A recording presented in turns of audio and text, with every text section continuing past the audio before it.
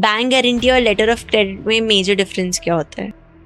अब सर जो personal guarantee होती है और जो बैंक गारंटी होती है उसमें क्या डिफरेंस होता है?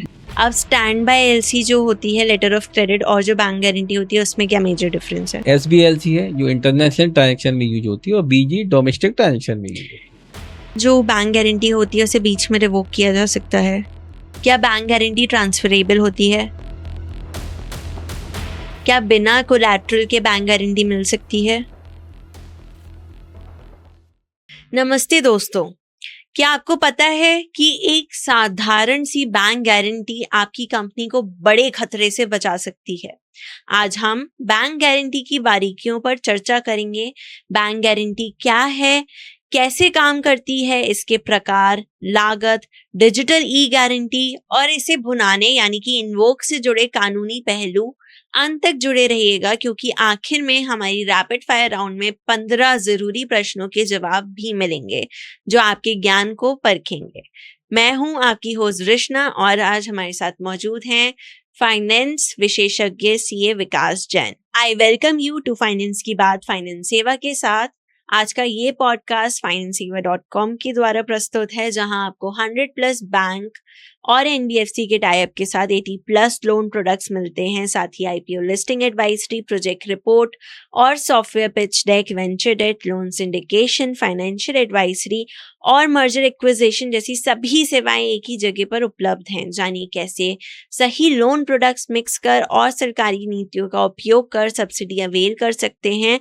अधिक जानकारी के लिए आप हमें कॉल भी कर सकते हैं ऑन 9863020202 या आप विजिट कर सकते हैं financesewa.com। वीडियो को लाइक करें, चैनल को सब्सक्राइब करें और शेयर करना ना भूलें। चलिए शुरू करते हैं आज का पॉडकास्ट। वेलकम विकास जी आज के पॉडकास्ट में, कैसे हैं आप? Thank you Drishna, fine. तो सर आज हम बात करने वाले हैं एक बहुत ही इंटरेस्टिंग टॉपिक के बारे में जो कि है बैंक गारंटी जी। तो स्टार्ट करें आज का पॉडकास्ट। श्योर। तो सर मेरा सबसे पहला आपके लिए क्वेश्चन बहुत ही बेसिक सा क्वेश्चन है जिससे हमारे व्यूअर्स को भी समझ में आ जाए। बैंक गारंटी जो होता है वो होती क्या है? बैंक गारंटी 2026 में बिजनेस के इस एरा में ये कैसे हेल्प करती है? और एक और चीज मैंने सुना है इसमें 3 पार्टीज इन्वॉल्व होती हैं, तो कौन कौन सी होती हैं ये सब प्लीज बताइए। दृष्णा, बैंक गारंटी एक बैंक द्वारा इशू एक डॉक्यूमेंट होता है, एक तरह से प्रॉमिस होता है ओके। कि भाई बेनिफिशियरी को अगर कोई लॉस होता है तो बैंक उसको बियर करेगी। राइट। अब इसको पहले एक थोड़ा समझते हैं, एग्जाम्पल समझते हैं। मान लीजिए आप एक कोई बड़ी कंपनी हो, राइट, और आपने मुझे कोई कॉन्ट्रैक्ट दिया कि फलाना फलाना मान लीजिए ब्रिज आपने बनाना है, राइट। अब आप क्या करोगे? आपको ये डर रह सकता है कि भाई ब्रिज में इनकम्प्लीट ना बनाऊं या उसकी क्वालिटी कोई हमने गलत तरीके से बना दी, राइट, या जो आपने नॉर्म्स हमें दिए जो स्टैंडर्ड के हिसाब से ब्रिज बनना चाहिए था वो ब्रिज मान लिया हमने उस स्टैंडर्ड से नहीं बनाया। तो इस तरह से क्या होता है, आपको अपनी सेफ्टी के लिए आप कहते हो कि भाई हमें मान ली 100 करोड़ का कोई कॉन्ट्रैक्ट है तो भाई 5% की हमें बैंक गारंटी चाहिए, तभी हम आपको वो कॉन्ट्रैक्ट देंगे, है ना? क्योंकि भाई अगर मान लो कोई लॉस होता है, आपको क्वालिटी में कोई डिफेक्ट होता है तो आप क्या करोगे? आप हमारे बैंक को बोलोगे कि भाई इनकी कॉन्ट्रैक्ट की वजह से मुझे इतना लॉस हुआ है, और बैंक से पेमेंट के लिए आप बोल सकते हो, क्योंकि ये कई लॉन्ग टर्म कॉन्ट्रैक्ट्स होते हैं। भाई ब्रिज आज बनाया तो उसकी गारंटी भी कई बार 10 साल 20 साल तक की चलती है, तो वो उस पीरियड तक भी बैंक गारंटी इशू की जाती है जो भी बेनिफिशियरी होता है उसके फेवर में। तो बेसिकली इसमें 3 पार्टीज इन्वॉल्व होती हैं। एक हो गया एप्लीकेंट, दूसरा हो गया बेनिफिशियरी और तीसरा हो गया बैंक जो इशू करता है। ओके। तो बेसिक है ना, तो ये आप प्रोसेस पूरा समझ गए होंगे कि इसी तरह से कई तरह से हो सकता है। अगर मान लो मैंने आपको कोई काम दिया, ठीक है, और आपने कहा ठीक है मुझे 10 लाख रुपए का एडवांस दीजिए तब मैं काम चालू करूंगा, तो मुझे ऐसा ना, मुझे भी एक डर रहेगा कि मैंने आपको पैसे दे दिए और आपने काम स्टार्ट ही नहीं किया या आपने काम नहीं किया, तो मैं आपसे हो सकता है मैं कहूँ कि भाई आप एडवांस पेमेंट गारंटी की मुझे दो अपने बैंक से, सो दैट कि मैंने जो आपको एडवांस दिया है वो सिक्योर रहे एक्चुअली। तो बेसिकली बैंक गारंटी एक तरह से एक इंस्ट्रूमेंट होता है, एक प्रॉमिस होता है बैंक के द्वारा, जो कि बेनिफिशियर के फेवर में होता है, और जो एप्लीकेंट होता है वो रिक्वेस्ट करता है कि फलाना फलाना कॉन्ट्रैक्ट के लिए हमें ये बैंक गारंटी की रिक्वायरमेंट होती है। तो ये ओवरऑल एक ओवरव्यू होता है बैंक गारंटी। ओके, मतलब एक तरीके से एक प्रॉमिस हो गया, जैसे कि आपने बोला।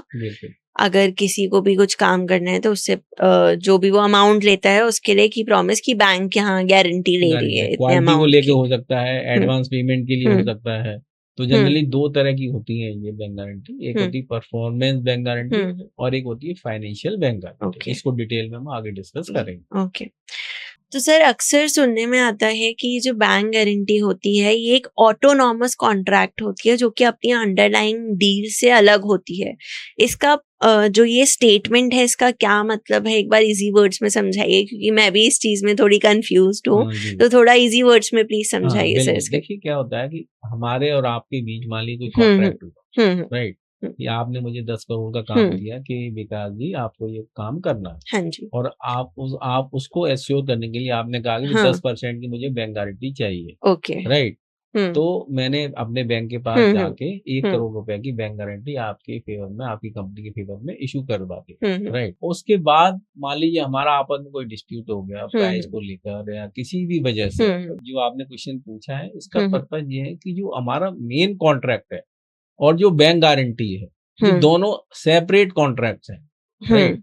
जो अगर मान लीजिए आपका हमारा आपस में कोई मेन कॉन्ट्रैक्ट है और उसमें कोई डिस्प्यूट आता है, कोई वजह से वो उसमें कोई प्रॉब्लम्स आती है, हम उसको लेके आपस में कोर्ट में जाते हैं, तो उससे बैंक गारंटी का जो कॉन्ट्रैक्ट है उस पे कोई इम्पैक्ट नहीं पड़ेगा, वो डिफरेंटली इन्फोर्सेबल होगा। इट इज ऑटोनॉमस ये इसलिए बोला गया है। बिल्कुल ऐसा, मतलब ऐसा बैंक ये नहीं कह सकता कि भाई हम आपकी पेमेंट इसलिए नहीं देंगे अगेंस्ट द बैंक गारंटी कि भाई आपस का कॉन्ट्रैक्ट आप दोनों का डिस्प्यूट चल रहा है, तो ये पॉसिबल नहीं है। बैंक की लायबिलिटी है कि अगर आपने उसको इन्वोक किया बैंक गारंटी को, ठीक है, डिमांड की पेमेंट के लिए किसी की वजह से, तो बैंक को पे करना पड़ेगा, चाहे भले ही हमारा मेन कॉन्ट्रैक्ट में कोई डिस्प्यूट या कोई कमी हो, वो एक अलग बात है। राइट। तो दोनों सेपरेट कॉन्ट्रैक्ट है, एक तरह से आप ये समझ सकते हैं।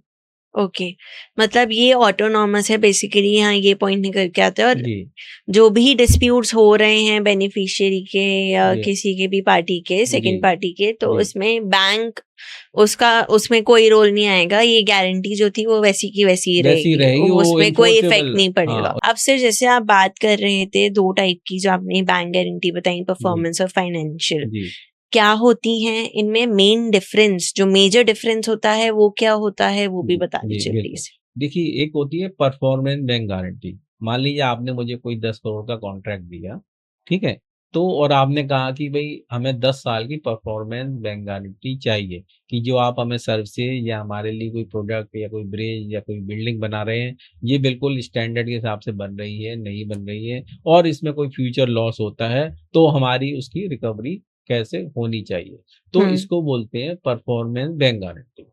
ठीक है। दूसरी कैटेगरी होती है financial bank guarantee. Financial bank guarantee क्या होती है, मैंने आपका काम चालू किया, मान लीजिए 10 करोड़ का हमारा कॉन्ट्रैक्ट था, और मैंने कहा भाई हमें एक करोड़ का मुझे एडवांस चाहिए। राइट। तो क्या होगा कि आपको ये डर रहेगा कि भाई ऐसा ना हो कि ये 1 करोड़ रुपए लेके विकास जी भाग गए, तो उसमें क्या हुआ कि आप उस चीज को सेफगार्ड करने के लिए आप हमसे कहोगे 1 करोड़ भाई सर बैंक गारंटी दीजिए, तब हम आपका काम, मतलब जो है हम आपको एडवांस तब देंगे। तो दोनों में ये डिफरेंस होता है। एक परफॉर्मेंस बेस्ड बैंक गारंटी होती है, दूसरा फाइनेंशियल बेस्ड। ओके, मेन मतलब जो उनका स्टार्टिंग नेम है उसी से इनका डिफरेंस समझ सकता है कोई भी। ओके। अब सर एक मेजर प्रॉब्लम क्या आती है कि बैंक गारंटी को लोग लेटर ऑफ क्रेडिट में कंफ्यूज कर देते हैं, दोनों को मिक्सअप कर देते हैं। तो इन दोनों में मेजर क्या डिफरेंस है, लेटर ऑफ क्रेडिट और जो बैंक गारंटी है, इनमें क्या मेजर डिफरेंस है, दोनों कैसे कैसे अलग हैं, बताइए प्लीज। देखिए, जो बैंक गारंटी है इसमें जनरली 3 पार्टीज होती हैं, एक एप्लीकेंट हो गया, दूसरा बेनिफिशियरी हो गया, तीसरा इशूइंग बैंक हो गया। ओके जबकि जो लेटर ऑफ क्रेडिट है इसमें 4 से 5 पार्टीज हो सकती हैं। ओके इसमें एक एप्लीकेंट हो गया, दूसरा इशूइंग बैंक हो गया, तीसरा बेनिफिशियरी होगा, फोर्थ हो गया कंफर्मिंग बैंक हो गया, और फिफ्थ हो सकता है एडवाइजिंग बैंक हो गया। तो एक तो ओके ये मेजर डिफरेंस है। दूसरा डिफरेंस है कि बैंक गारंटी में जो बैंक है उसकी लाइबिलिटी सेकेंडरी होती है, जबकि जो एलसी है उसमें उसकी लाइबिलिटी प्राइमरी होती है। ठीक है। तीसरा डिफरेंस ये होता है कि बैंक गारंटी के अंतर्गत बैंक की लाइबिलिटी जब आती है जब वो डिफॉल्ट होता है कोई, मान लीजिए, और जबकि एलसी में क्या होता है कि ये ड्यू डेट पर बैंक की लाइबिलिटी होती है कि उसको पे करना ही करना है, जो बेनिफिशियरी है उसका। तो ये एक तरह से मेजर डिफरेंस आप कह सकते हैं। एक और इसमें डिफरेंस आप कह सकते हैं, डीजी होती है वो परफॉर्मेंस या फाइनेंशियल होती है, और जनरली ये टेंडर्स के अगेंस्ट होती है, कोई कॉन्ट्रैक्ट के अगेंस्ट होती है, जबकि जो एलसी होती है वो सप्लाई ऑफ गुड्स या सर्विसेज के अगेंस्ट होती है। तो ये मेजर डिफरेंस है दोनों। मतलब एलसी जो है वो मेजरली पेमेंट फोकस्ड है, और जो बैंक गारंटी है वो इस तरह की डिफॉल्ट के केस में हाँ, वो होगी। तो ये मेजर डिफरेंस आ जाता है दोनों में। तो अब सर एक और क्वेश्चन जो मेरे पास ये है, जो हमारे व्यूअर्स की साइड से आया था, कि क्या ये जो बैंक गारंटी है, क्या केवल ये बिजनेस और कंपनीज ले सकती हैं, या फिर कोई इंडिविजुअल है जैसे मैं है या आप हैं, तो क्या हम एज इंडिविजुअल्स भी बैंक गारंटी ले सकते हैं? हाँ बिल्कुल है, मतलब जनरली ये प्रचलन कम है, लेकिन हाँ इंडिविजुअल लेवल पर भी बैंक गारंटी ली जा सकती है, और कंपनी के बेसिस पर भी बैंक गारंटी ली जा सकती है। हाँ, डिपेंड करता है बैंकर की अपनी सिक्योरिटी को लेके क्या रिक्वायरमेंट है, उस पर डिपेंड करेगा। अब सर एक मेन क्वेश्चन यहाँ पे ये आता है, जब भी बैंक कोई बैंक गारंटी इशू करता है तो उसको क्या क्या डॉक्यूमेंट्स रिक्वायर्ड होते हैं इस प्रोसेस में, वो बता दीजिए कि क्या क्या जो डॉक्यूमेंट्स हैं वो होना जरूरी है। देखिए क्या होता है, जब भी कोई बैंक गारंटी इशू करता है तो सबसे पहले तो पूरा क्रेडिट असेसमेंट करता है कि भाई इसको बैंक गारंटी इशू करने के अगेंस्ट कौन सा कॉन्ट्रैक्ट है, उसकी वैलिडिटी क्या है ना, और कौन इसकी पार्टी है। तो उसको रिस्क असेसमेंट करने के बाद बैंक कोई भी लिमिट इशू करता है, और उसके बेसिस पर बैंक गारंटी इशू करता है। इसके लिए बैंक कई बार कोलेटरल सिक्योरिटी की डिमांड करता है, और इसके अलावा कैश मार्जिन एफडी के फॉर्म में भी बैंक की रिक्वायरमेंट होती है। इसके अलावा जो एप्लीकेंट है उसका ट्रैक रिकॉर्ड भी चेक किया जाता है कि पास्ट में उसकी कंडक्ट कैसे रहे, उसकी फाइनेंशियल स्ट्रेंथ क्या है, उसकी क्रेडिट रेटिंग क्या है, ये सारी चीजें चेक की। ओके, मतलब ये काफी छोटे मोटे डॉक्यूमेंट्स हैं एक तरीके से देखा जाए तो। एक तरह से जैसे मान लो कोई लोन लेने जाता है, उसी तरह की कंप्लीट प्रोसेस फॉलो की जाती है। जनरली जो भी बैंक इशू करता है इस तरह की बैंक गारंटी, वो कहता है कि हमारे इसकी वर्किंग कैपिटल भी हमारे पास ही होनी चाहिए, जिससे पूरा कंडक्ट वो देख पाए। जनरली बैंक प्रेफर ये करते हैं, सारी जो भी कोई अगर बोरोअर है जिसकी वर्किंग कैपिटल हमारे पास है उसी को वो बैंक गारंटी इशू करते हैं, है ना। तो ये इनकी जनरल कंडीशंस रहती हैं।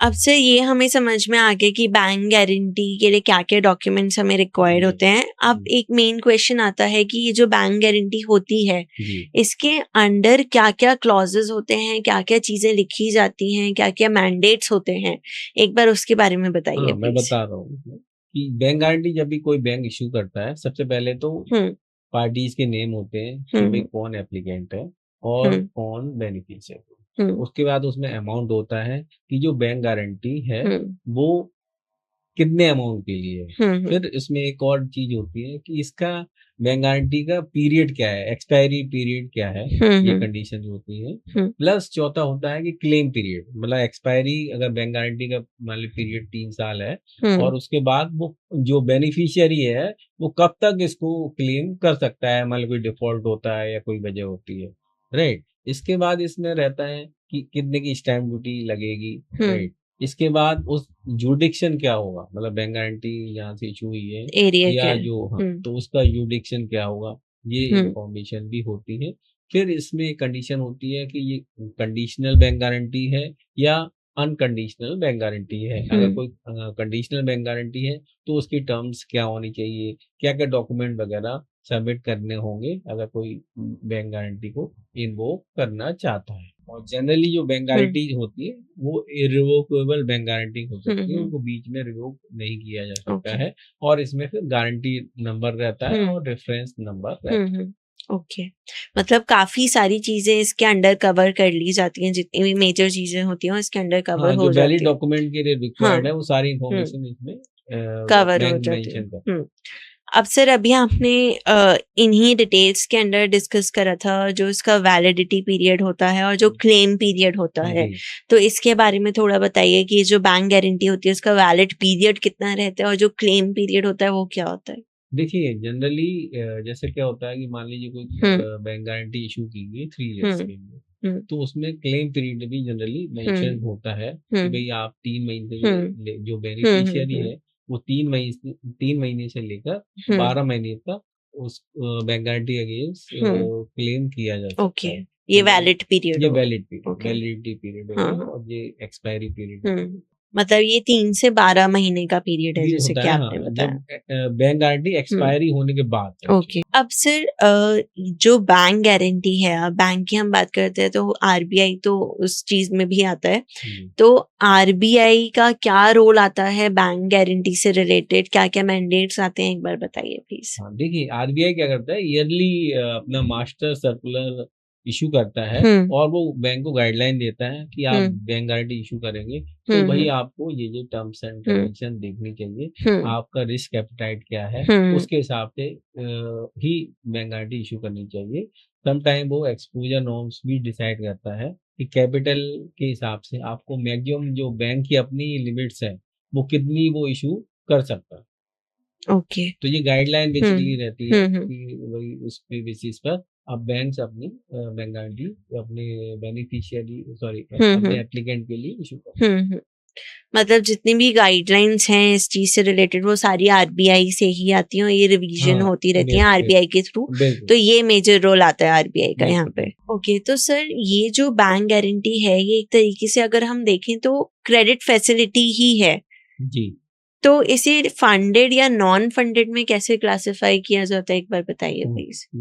जब कोई बैंक गारंटी इशू होती है ठीक है तो ये बेसिकली नॉन फंड फैसिलिटी होती है। ओके, जैसे मान लो हमारे बैंक ने मेरे लिए कोई 1 करोड़ रुपए की बैंक गारंटी इशू की, राइट, तो उसकी फिगर्स हमारे बैलेंस शीट में नहीं आती, सिर्फ वो एज ए कंटिजेंसी लायबिलिटी दिखाई देता है कि भाई हो सकता है फ्यूचर में कोई डिफॉल्ट हो तो 1 करोड़ की लायबिलिटी मेरी आ सकती है, राइट। बैंक भी ऐसे ही अपनी बैलेंस शीट में इसको दिखाता है। लेकिन हाँ अगर मान लीजिए कि मेरी तरफ से डिफॉल्ट हो गया और हमारा जो बेनिफिशियरी है उसने हमारे क्लेम फाइल कर दिया तो उस केस में जो नॉन फंड जो फैसिलिटी थी वो फंड बेस में कन्वर्ट हो जाती है, मतलब उसकी लायबिलिटी मेरे ऊपर आ जाती है और हमें बुक्स में वो लायबिलिटी अगर मैंने बैंक को पे नहीं की तो वो दिखानी पड़ती। ओके, अब ये जो सर बैंक गारंटी होती है इसके भी काफी सारे टाइप्स होते हैं, तो हम एक एक करके इनको डिस्कस करते हैं। बिल्कुल। तो सबसे पहले इसमें आती है बिड बॉन्ड गारंटी,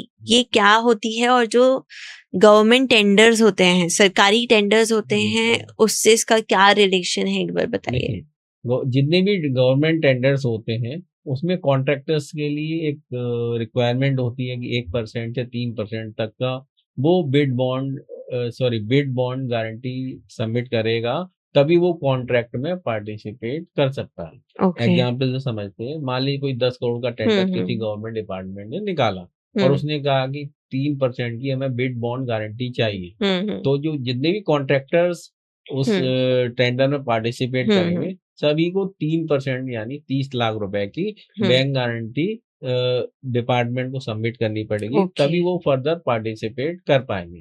ये ऐसा इसलिए किया जाता है कि गवर्नमेंट चाहती है कि समय बर्बाद ना हो और जो कैपेबल पार्टीज हैं और जो सीरियस पार्टीज हैं वो ही टेंडर में पार्टिसिपेट करें। इन केस मान लीजिए उसको टेंडर अवार्ड हो जाता है तो और वो आगे काम नहीं करता है तो वो बैंक गारंटी एक तरह से जब्त हो जाएगी और उस कॉन्ट्रैक्टर को वो 30 लाख रुपए पे करने पड़ेंगे। तो बेसिकली ये इनिशियल लेवल पर एक कमिटमेंट होता है कॉन्ट्रैक्टर के द्वारा कि भाई हम कैपेबल हैं, अगर हमें टेंडर मिला तो हम इसको प्रोसेस को कंप्लीट करेंगे। एक तरीके से मतलब ये एश्योरेंस और फिल्टरेशन का प्रोसेस हो गया एक तरीके से गवर्नमेंट की साइड से, जिससे जो सीरियस और नॉन सीरियस लोग हैं वो फिल्टर आउट हो जाए, क्लियर हो जाए। अब सर सेकंड यहाँ आता है एडवांस पेमेंट गारंटी। ये क्या होता है और जो बायर्स होते हैं जो एडवांस में पेमेंट करते हैं उनको ये कैसे प्रोटेक्ट करता है? देखिए क्या होता है कि जब भी कोई कॉन्ट्रैक्ट होता है तो जो कॉन्ट्रैक्टर होता है वो गवर्नमेंट डिपार्टमेंट हो या प्राइवेट कंपनी हो, उसको काम चालू करने से पहले कुछ मोबिलाइजेशन एडवांस मांगते हैं कि मान लीजिए 100 करोड़ का काम कॉन्ट्रैक्ट है तो 10 करोड़ वो एडवांस मांगते हैं, जिससे वो अपनी टीम को और अपने इंफ्रास्ट्रक्चर को मोबिलाइज कर पाएंगे। तो लेकिन जो बेनिफिशियरी है या जो गवर्नमेंट की कंपनी है उसको ये डर लगता है कि भाई इस कॉन्ट्रैक्टर को हमने 10 करोड़ रुपए दे दिए तो पता चले इसने काम ही नहीं करा, बीच में भाग गया, पैसे लेके भाग गया।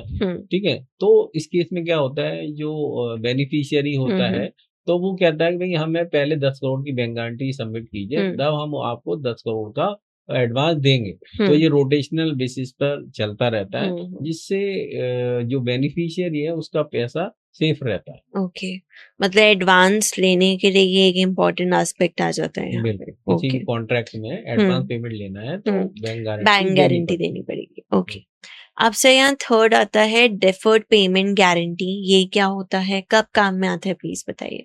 देखिए क्या होता है कि अगर मान लीजिए कोई आप मशीन इंपोर्ट कर रहे हैं, मान लीजिए आप कोई 10 करोड़ की मशीन इंपोर्ट कर रहे हैं, राइट, और जो आपका सप्लायर है वो कहता है कि ठीक है आप 3 साल के लिए में हमें पेमेंट दे दीजिए, क्वार्टरली इंस्टॉलमेंट में या 6 मंथली इंस्टॉलमेंट। ठीक है, मशीन इंडिया हमारे पास आ गई, ठीक है, तो लेकिन जो सप्लायर है उसको कैसे एश्योरेंस हो कि भाई आप 3 साल में फर्दर ईएमआई दे पाओगे, उसकी मतलब इंस्टॉलमेंट दे पाओगे या नहीं दे पाओगे।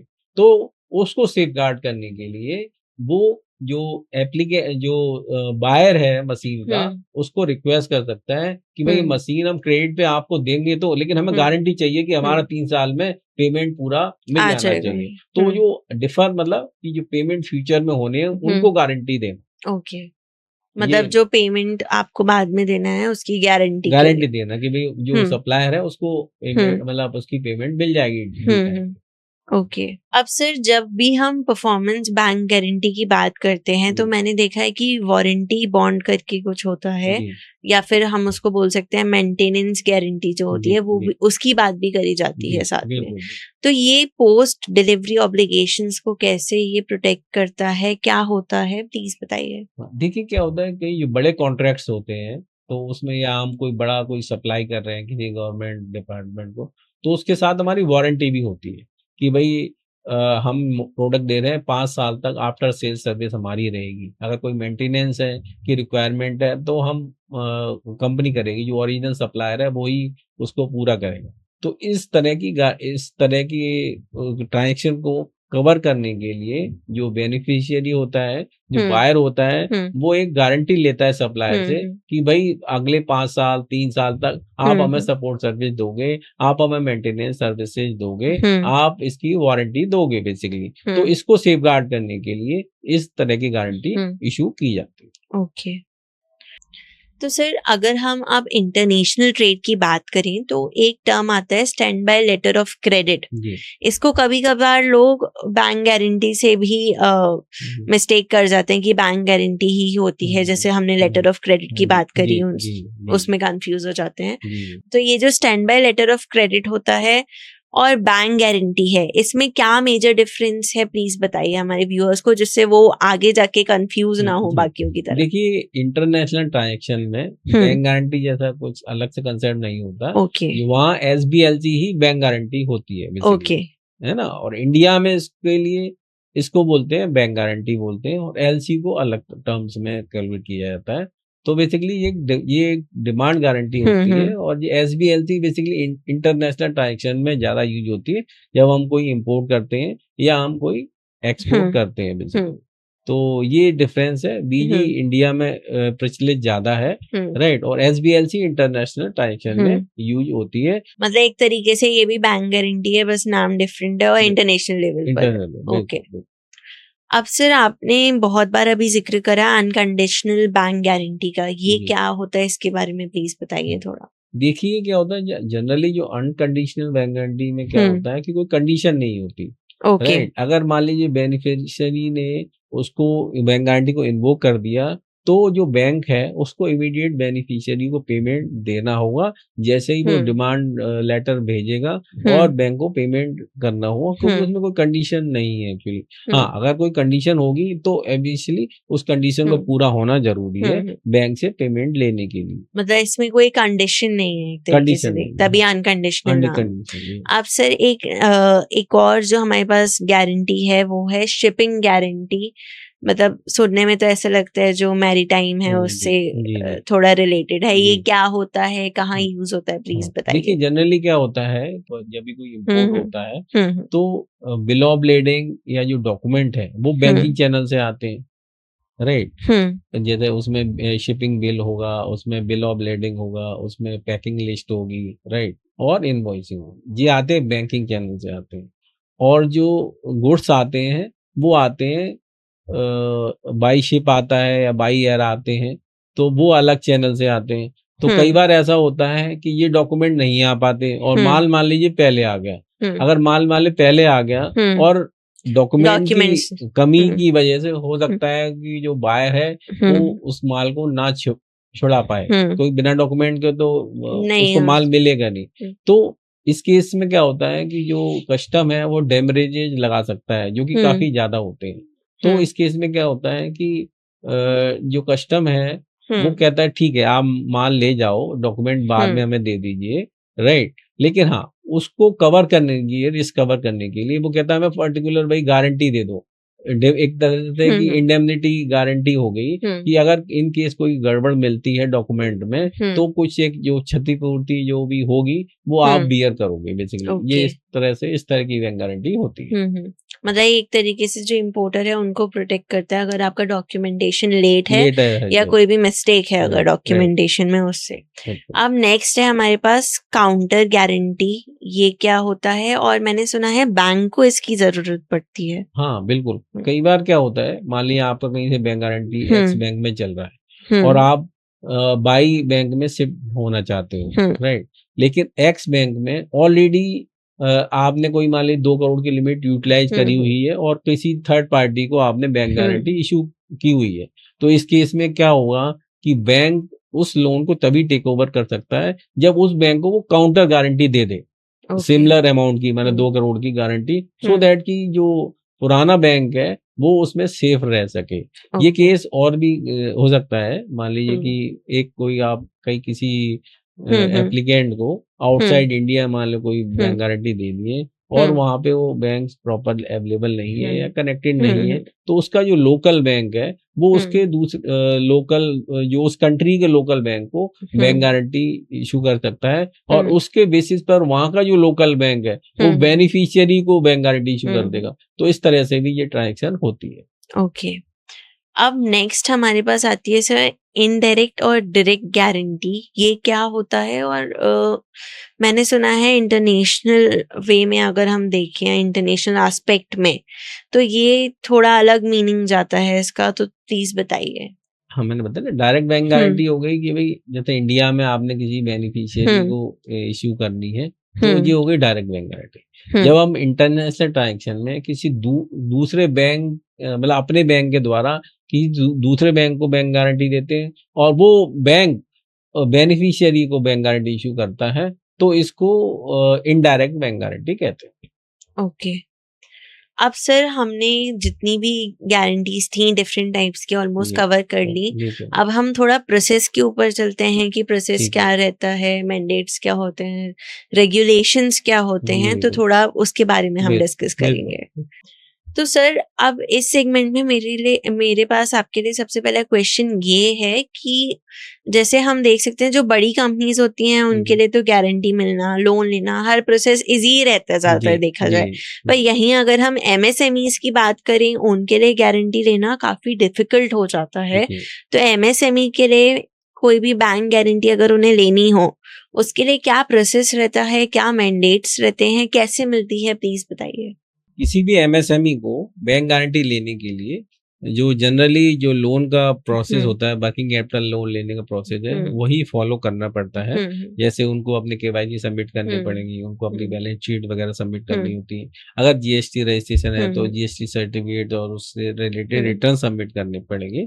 इसके अलावा क्या होता है कि जो बैंक जनरली उसके लिए कोलेटरल सिक्योरिटी की डिमांड करता है, तो प्रॉपर्टी है या कोई इन्वेस्टमेंट है, वो भी बैंक को मॉर्गेज करने पड़ते हैं। Generally bank stand alone bank guarantee issue नहीं करता, वो चाहता है कि जो वर्किंग कैपिटल है किसी बोरोवर की वो हमारे पास आ जाए। मतलब क्या है कि अगर वर्किंग कैपिटल जहाँ से ले ऑलरेडी चल रही है मान लीजिए और उसको बैंक गारंटी की रिक्वायरमेंट आती है, तो वो उसी अपने बैंक को अप्रोच करेगा, तो बैंक गारंटी इशू होना आसान हो जाता है। इसके अलावा कोई भी बैंक है वो अपने बोरोवर की क्रेडिट रेटिंग देखता है, पास्ट ट्रैक देखता है, फाइनेंशियल स्ट्रेंथ देखता है और जिसके फेवर में बैंक गारंटी इशू करनी है उसकी हिस्ट्री भी चेक करता है कि उसके क्रेडेंशियल क्या है और जो कॉन्ट्रैक्ट है वो कॉन्ट्रैक्ट एग्जैक्टली क्या है, उसमें कितनी रिस्क इन्वॉल्व है। ये सारी चीजों की बेसिस पर ही कोई भी बैंक गारंटी इशू करता है। ओके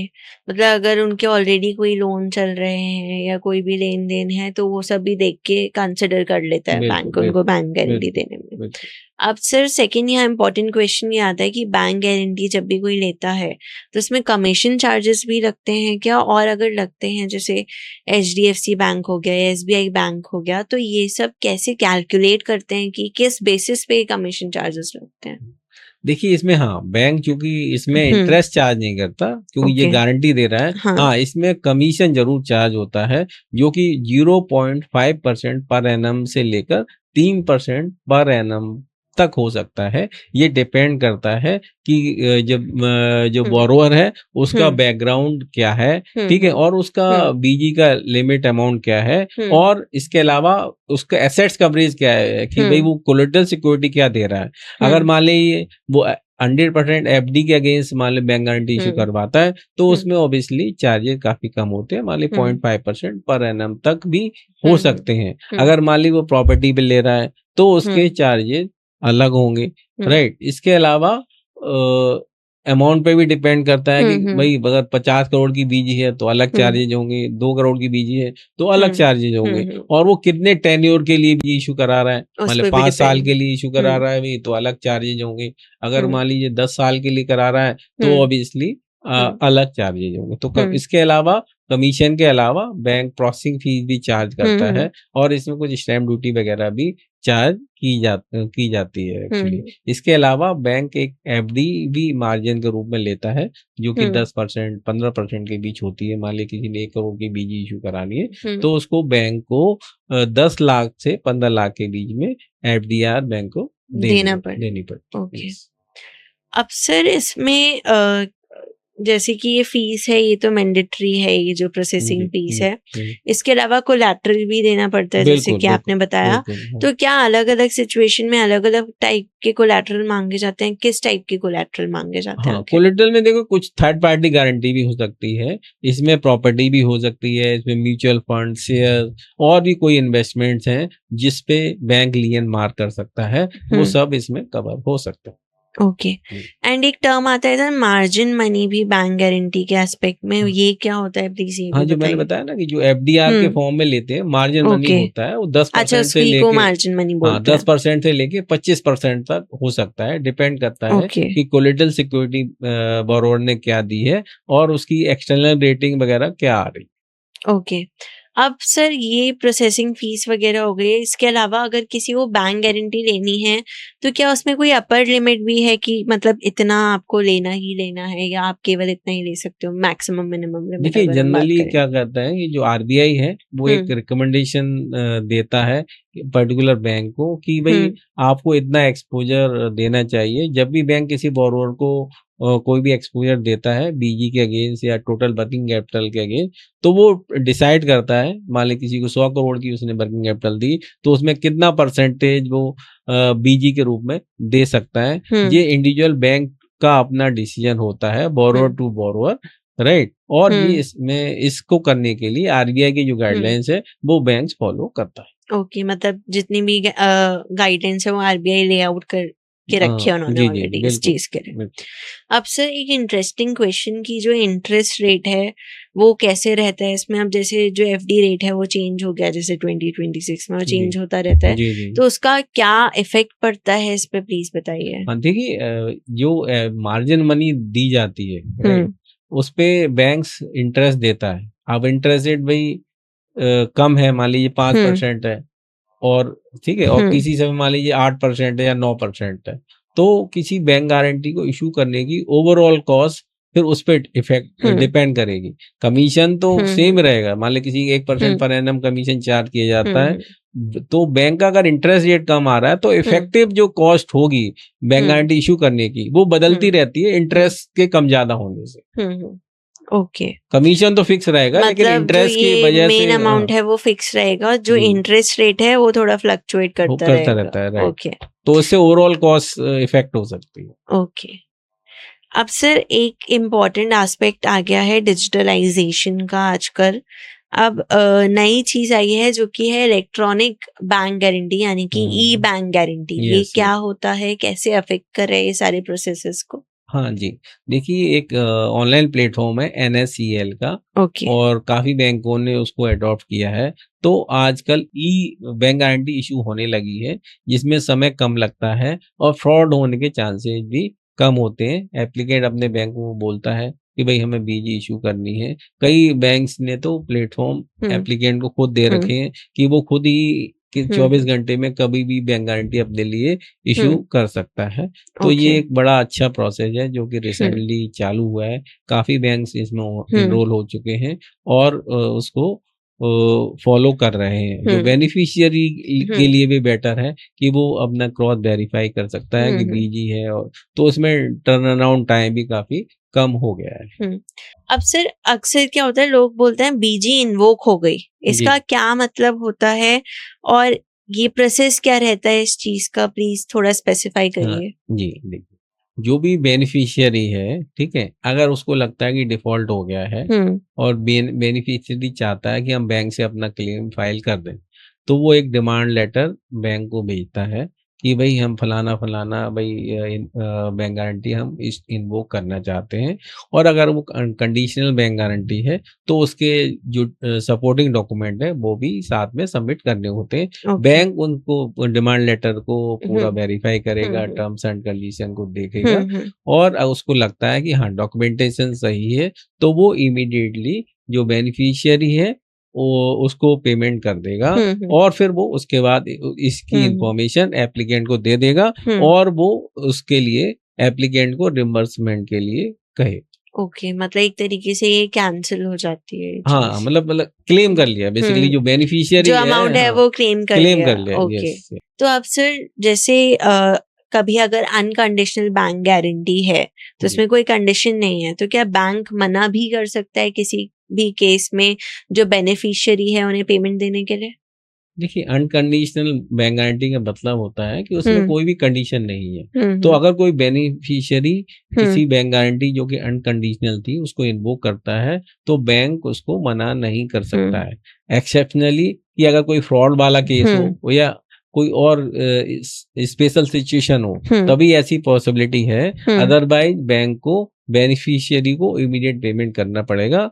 ठीक है, सुप्रीम कोर्ट ने भी अपने ऑर्डर में कहा है कि हम्म बैंक इस तरह की ट्रांजैक्शंस में कोई भी रोक नहीं सकता है, और उसको इमीडिएट बेनिफिशियरी को हम्म पैसा देना पड़ेगा। हम्म। अब से ये जो जैसे कोर्ट इसमें अगर बीच में आ जाए तभी जो है बैंक गारंटी नहीं जो है पेमेंट मिल सकता है जो बेनिफिशियरी है उनको। तो इसमें दो केसेस आते हैं, एक तो आता है फ्रॉड का और एक होता है इरिट्रीवेबल इनजस्टिस। जी। तो ये क्या केसेस होते हैं, उनको स्पेसिफाई करिए जिनमें जो पेमेंट है ये रुक जाती है।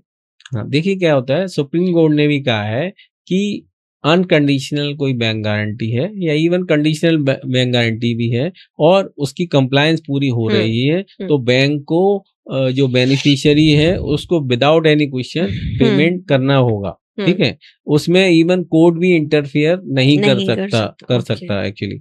हाँ, लेकिन कहीं अगर फ्रॉड का केस है या कोई स्पेशल सिचुएशंस हैं जहाँ पे लगता है कि ये बैंक गारंटी जो की ट्रांजेक्शन वो वैलिड नहीं थी एक्चुअली, तो उस केस में ही कोर्ट सिर्फ ऑर्डर देके उसको स्टे कर सकता है और बैंक उस केस में ही सिर्फ मना कर सकता है। ओके, मतलब ये 2 केसेस हैं जिसमें अगर कुछ मना होना है तो हो सकता है। हो सकता है। ओके, ये तो हो गया कोर्ट का केस की कोर्ट में अगर ये चैलेंज हो जाए या कुछ भी मैंडेट आ जाए। अब ये कोर्ट केस चल रहा है, जैसे कि हमें पता है कि जो जस्टिस वाली चीजें होती हैं, लॉ वाली चीजें, कोर्ट की चीजें लंबी जाती हैं, बहुत प्रोसेस बहुत कॉम्प्लिकेटेड होता है। तो अब इसमें बैंक गारंटी की जो एक पीरियड होता है वो ओवर हो जाए, तो बैंक गारंटी का पीरियड ओवर हो गया और कोर्ट का केस अभी भी चल रहा है, तो उस केस में क्या होता है? कोर्ट होता है वो एप्लीकेंट को कहता है कि भाई इसको आप बैंक गारंटी का जो पीरियड है उसको एक्सटेंड कीजिए, राइट, जिससे कि टाइमली डिसीजन आए तो वो बैंक गारंटी इन्वोक हो सके और अपने जो बेनिफिशियरी है उसका राइट खराब ना हो एक्चुअली। दूसरा ऑप्शन हो सकता है कि वो बैंक को कह सकता है कोर्ट कि भाई वो पैसा हमारे पास जमा कर दीजिए। तो ये दोनों प्रोसेस हो सकते हैं, या तो एक्सटेंशन हो सकती है बैंक गारंटी की, या वो बैंक को ऑर्डर कर सकते हैं कि टेम्परेरी पैसा आप हमारे पास डिपॉजिट करिए और फाइनल जब तक डिसीजन नहीं आएगा जब तक पैसा कोर्ट के पास रहेगा। ओके, मतलब या तो पीरियड एक्सटेंड होगा या फिर जो वो अमाउंट था वो कोर्ट के पास चला जाएगा, तो अपने आप सॉर्ट आउट हो जाएगा आगे जाके। अभी सर आपने बात करी थी लिमिटेशन पीरियड की भी, ये क्या होता है, प्लीज स्पेसिफाई करिए। हाँ, देखिए जो लिमिटेशन एक्ट है उसमें जनरली 1 साल का टाइम पीरियड है। मतलब एक तो हो गया कि जो जब बैंक गारंटी इशू की उसमें क्लेम पीरियड कितना है, जनरली 3 महीने से लेके 1 साल तक का होता है, ठीक है, जनरली जो है। अगर मान ली नहीं है तो जो लिमिटेशन एक्ट है उसमें 3 साल तक का टाइम पीरियड होता है जिसमें कोई भी बेनिफिशियरी क्लेम कर सकता है, इवन बैंक भी अपने एप्लीकेंट से क्लेम कर सकता है। तो basically as per limitation act 3 साल का टाइम पीरियड होता है, उस पीरियड में कोई भी क्लेम फाइल कर सकता है। ओके, मतलब 3 साल का ये पीरियड है, इसमें आप क्लेम फाइल कर सकते हैं। तो सर जितने भी हमारे मेन पॉइंट्स थे बैंक गारंटी से रिलेटेड, किस टाइप की होती है, क्या क्या होता है, हमने सब कुछ ऑलमोस्ट कवर करा। इसका डिफरेंस कैसे होता है लेटर ऑफ क्रेडिट से, सारी चीजें हमने ऑलमोस्ट कवर करी, पूरा प्रोसेस, जो फीस रहती है, सब कुछ हमने कवर करा। अब आ जाता है हमारा सबसे इंटरेस्टिंग राउंड हमारे पॉडकास्ट का, जैसे कि आपको पता ही है हमारा रैपिड फायर राउंड। तो स्टार्ट करें आज का rapid fire round. Okay sir, सबसे पहला क्वेश्चन, क्या बैंक गारंटी में बैंक को तुरंत पैसे देने पड़ते हैं? नहीं, तुरंत नहीं देना होगा। बैंक गारंटी और लेटर ऑफ क्रेडिट में मेजर डिफरेंस क्या होता है? देखो, लेटर ऑफ क्रेडिट में इमीडिएट पेमेंट ड्यू हो जाती है और बैंक गारंटी में अगर कोई डिफॉल्ट होगा तभी पेमेंट देना होगा। अब से जो पर्सनल गारंटी होती है और जो बैंक गारंटी होती है उसमें क्या डिफरेंस होता है? देखिए, पर्सनल गारंटी इंडिविजुअल लेवल पर होती है जबकि बैंक गारंटी में बैंक गारंटी देता है। अब स्टैंड बाय एलसी जो होती है लेटर ऑफ क्रेडिट और जो बैंक गारंटी होती है उसमें क्या मेजर डिफरेंस है? एसबीएलसी है जो इंटरनेशनल ट्रांजेक्शन में यूज होती है और बीजी डोमेस्टिक ट्रांजेक्शन में यूज होती है। क्या जो बैंक गारंटी होती है उसे बीच में रिवोक किया जा सकता है? नहीं, बीच में रिवोक नहीं किया जाता। क्या बैंक गारंटी ट्रांसफरेबल होती है? जनरली ट्रांसफरेबल नहीं होती। क्या बिना कोलैटरल के बैंक गारंटी मिल सकती है? नहीं, बैंक जनरली कोलैटरल की रिक्वायरमेंट करता है। बैंक गारंटी पे कौन सा लॉ लागू होता है? इसमें कॉन्ट्रैक्ट एक्ट एप्लीकेबल होता है। क्या जो बैंक गारंटी की फीस होती है यानी कि कमीशन, वो एज अ टैक्स कट जाती है? हाँ, बिल्कुल, एज ए एक्सपेंसेस क्लेम कर सकते। बैंक गारंटी में जो क्लेम पीरियड होता है वो कितना होता है? 3 से 12 महीने के बीच होता है। अगर अंडरलाइन कॉन्ट्रैक्ट एक्सटेंड हो गया तो इस पे बैंक गारंटी का क्या इफेक्ट पड़ेगा? बैंक गारंटी को अमेंडमेंट किया जा सकता है। अगर बैंक गारंटी के ओरिजिनल जो डॉक्यूमेंट्स हैं वो खो जाएं तो उस केस में क्या होगा? वो डुप्लीकेट इश्यू कराया जा सकता है। ओके, अगर जो बेनिफिशियरी है वो बीजी को इन्वोक कर दे और जो पेमेंट है वो नहीं भरी जाए तो क्या होगा? तो वो जो बेनिफिशियरी है वो बैंक को क्लेम फाइल कर सकता है। क्या जो सरकार है वो एमएसएमईज के लिए जो बैंक गारंटी की कमीशन फी होती है उसमें कोई रिलैक्सेशन देती है? नहीं, जो कमीशन जो है बैंक टू बैंक वेरी करता है, इसमें गवर्नमेंट का कोई इन्वॉल्वमेंट। लास्ट क्वेश्चन, जो बैंक गारंटी का फॉर्मेट होता है वो कौन तय करता है? वो बेनिफिशियरी तय करता है। तो सर यही हमारे क्वेश्चंस थे। बहुत अच्छा लगा आपसे बात करके, आपने सारी चीजें इतनी इजी वर्ड्स में समझाई। Thank you for coming. मिलते हैं नेक्स्ट पॉडकास्ट में। थैंक यू देशना। Thank you sir. श्रोताओं, अगर आप यहाँ तक सुनकर आए हैं तो आपको अब बैंक गारंटी पर पूरी 360 डिग्री समझ मिल चुकी होगी। आपने जाना कि बैंक गारंटी व्यवसाय में किस तरह सेफ्टी नोट देता है और कैसे समय के साथ ई गारंटी ने इसे और आसान व सुरक्षित बना दिया है। आप ये भी समझ गए कि बैंक गारंटी को संभालते समय किन बातों का ध्यान रखना चाहिए ताकि विवाद या इन्वोक की नौबत ना आए, और आए भी तो कैसे मैनेज हो सकती है।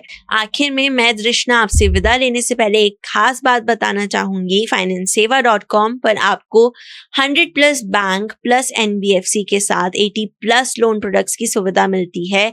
यहाँ लोन संबंधी एक्सपर्ट सलाह, IPO listing advisory, project report, pitch deck, venture debt, loan syndication, वित्तीय सलाह से लेकर मर्जर एक्विजिशन तक सारी सेवाएं एक ही मंच पर उपलब्ध हैं।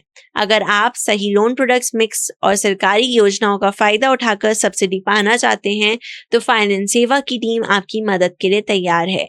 अधिक जानकारी के लिए आप 9863020202 पर कॉल भी कर सकते हैं या विजिट कर सकते हैं financeseva.com। इस ज्ञानवर्धक बातचीत के लिए धन्यवाद। अगर आपको ये एपिसोड पसंद आया हो तो वीडियो को लाइक करें, हमारे चैनल को सब्सक्राइब करें और दूसरों से शेयर करना ना भूलें। अगली बार फिर मिलेंगे एक नए विषय के साथ। तब तक के लिए नमस्कार और अपने बिजनेस को सुरक्षित आगे बढ़ाइए।